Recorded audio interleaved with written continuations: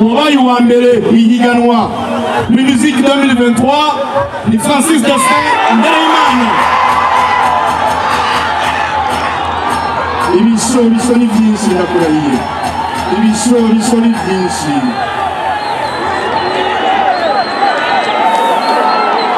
ibisho ni byinshi ndakurahiye, ibisho ni byinshi cyane.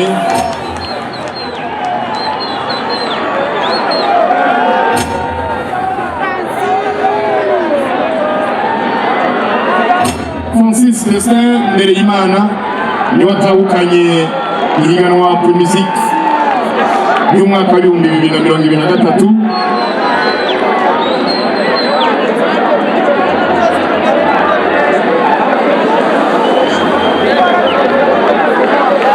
Mugaca muvyumva yuko shofa hariya ariko aramwenyura nuwa kangahe? Nuwa kabiri. Shofa niyirema nagira ndabasabe kandi abari basigaye mushikirize igifo cya miliyoni 15. Shofa yabaye wa kabiri mu ihiganwa Primusic y'umwaka wa 2023. Destin amajambo menshi yavuzwe ko wavuye muri gospel mpimbazamana uperforming indirimbo z'isi. Wavyakiriye guteza ya commentaire muri rusange?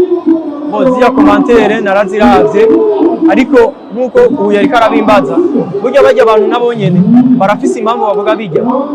Bajya abantu barafise ubwoba kuko tuzi muri Primusic haje abantu benshi bavuye mu masengero hama bakaca biheba ntibasubire mu masengero. Rero somehow genda batahura Matabaro Patient yari umuririmbyi gospel mpimbazamana, bazi yuko nawe bizoca bihinduka nk'uwa mbere. Ya je ikintu nokora ni kimwe gusa, sinobakritika cyangwa ndababwira ibyo bavuze, ako nobizeza yuko sinshobora kuva mu nzu y'Imana jewe, sinshobora kubera igikorwa c'Imana, nibwo buzima bwanje. Ababitsi ndama nabivuze, guhimbaza Imana kuri jewe ni nko guhema. Naho kunyo ndashobora guhagarika guhema, sinshobora guhagarika bino bintu. Miliyoni umuziki kuri jewe gerageje kuraba urugendo ndiko ndafata, navuga ko wunguka. Miliyoni 30 zizogufasha iki muri rusange muri career music kugira ngo ushobore kubandanya witeza imbere? Bo quand miliyoni 30. Miliyoni 30 navuga ko ari umutahe. No mutahe umuntu ategerezwa kuca awinvestisa mu bintu kugira ngo ugume uduga kandi natwe tugwe dukora neza ibijyanye n'umuziki.